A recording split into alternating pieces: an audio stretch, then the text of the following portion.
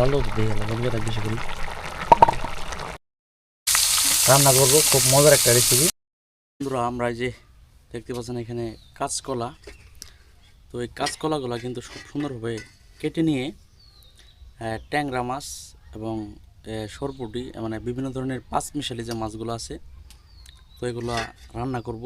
তো এই যে আমরা এই এই কাঁচা কলাগুলো কিন্তু খুব সুন্দরভাবে কুটে নিব।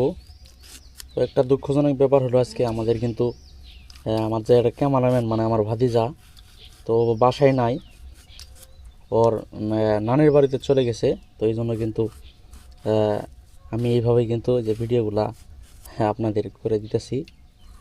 তো কাঁচা কলাগুলো কিন্তু খুব সুন্দরভাবে আমরা যে কুটে নিচ্ছি, যে মাছ দিয়ে রান্না করার জন্য কাঁচা কলা এবং কি আমার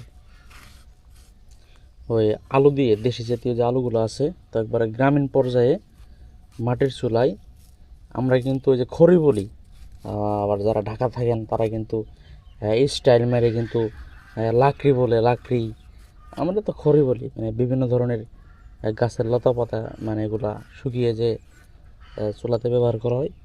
এই যে কলা কিন্তু খুব সুন্দরভাবে আমরা কেটে নিলাম। এটা কী করবো, টমেটো করবো এক ফালটা নাকি?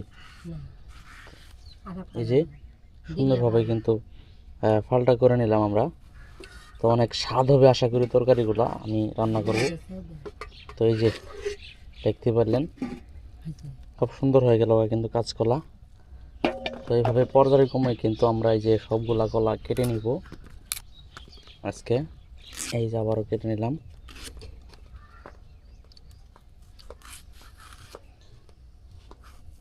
তো আমরা কিন্তু সবসময় আপনাদের গ্রামীণভাবে যেগুলো রান্না করা হয় আমরা কিন্তু এগুলো দেখিয়ে থাকি। তো সামনে সামনে ভালো ভিডিও পাবেন অবশ্যই আমার ক্যামেরাম্যান আসলেই। তো আমার ক্যামেরাম্যানের জন্য কিন্তু আমি ভিডিও ওইভাবে করতে পারতেছি না, আন্তরিকভাবে দুঃখিত আপনাদের কাছে। তো কাজ করা তরকারি কিন্তু অনেক স্বাদ লাগে, বিশেষ করে ট্যাংরা মাছ, সরপুঁটি মাছ দিয়ে রান্না করলে পরে। তো আজকের রেসিপিটা আশা করি অনেক স্বাদ হবে।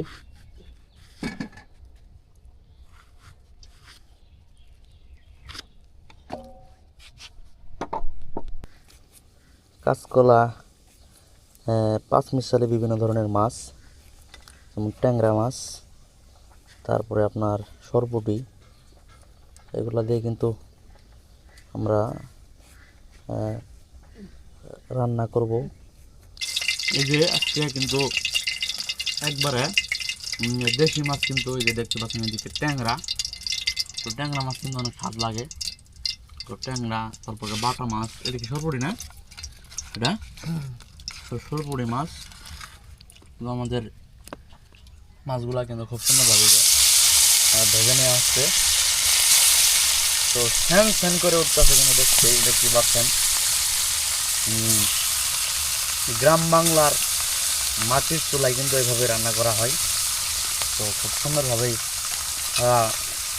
তো দর্শক, গ্যাসের চুলার রান্না কিন্তু তেমন স্বাদ হয় না, মাটির চুলার রান্না কিন্তু অনেক স্বাদ লাগে।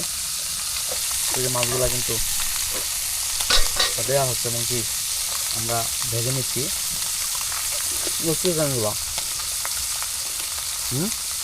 আলু, কলা, আলু আর কাঁচা কলা। তো প্রিয় বন্ধুরা, আমরা কিন্তু এই মাছগুলা আলু আর কাঁচা কলা দিয়ে কিন্তু আমরা রান্না করব, খুব মজার একটা রেসিপি।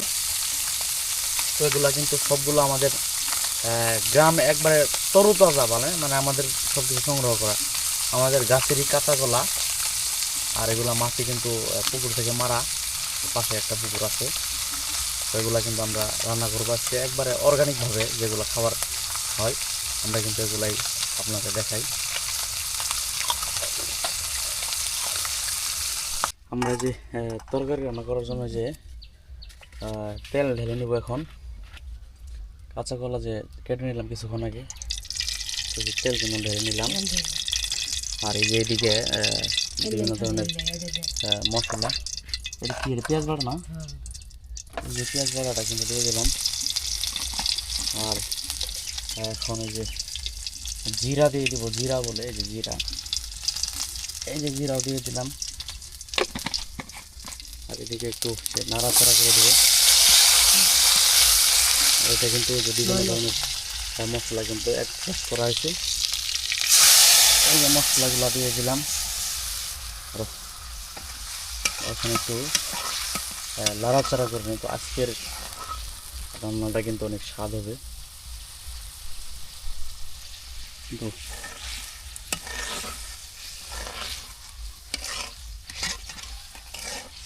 একবারে মাটির চুলায় গ্রামীণ পর্যায়ে কিন্তু রান্না করা হচ্ছে। কলা কি ধুয়ে নিছ? এই যে কাঁচা কলা একটু সিদ্ধ করে নেওয়া হয়েছে না? তো আলু আর কাঁচা কলা কিন্তু খুব সুন্দরভাবে সিদ্ধ করে নিয়ে হয়েছে। এখন আমরা তরকারিতে দিয়ে দিব। এই যে একটু ওইদিকে ঘোরাই।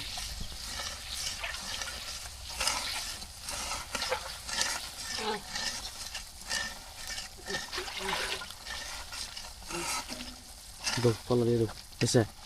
তো এই যে আমরা এই যে কাঁচা কলাগুলো কিন্তু যে এই মশলার মধ্যে দিয়ে দিলাম, মানে যেগুলো ভাজি করা হয়েছে। খুব সুন্দর একটা কালার আসবে কিন্তু এখন।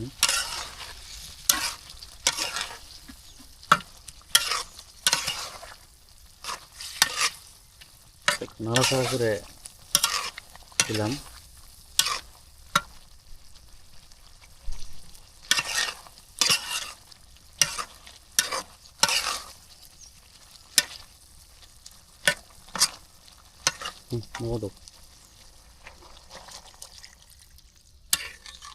তো একটু হোক, পরে আমরা কিন্তু এই যে মাছগুলো এর মধ্যে দিয়ে দিব।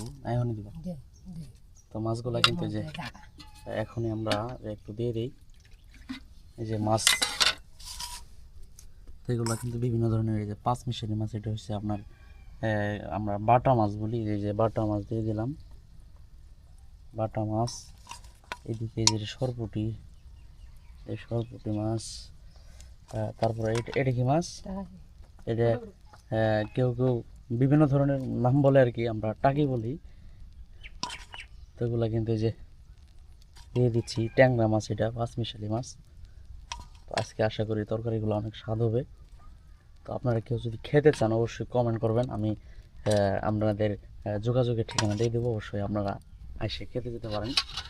খুব সুন্দরভাবে কিন্তু হয়ে গেল। তো শেষ পর্যন্ত সবাই সাথে থাকেন।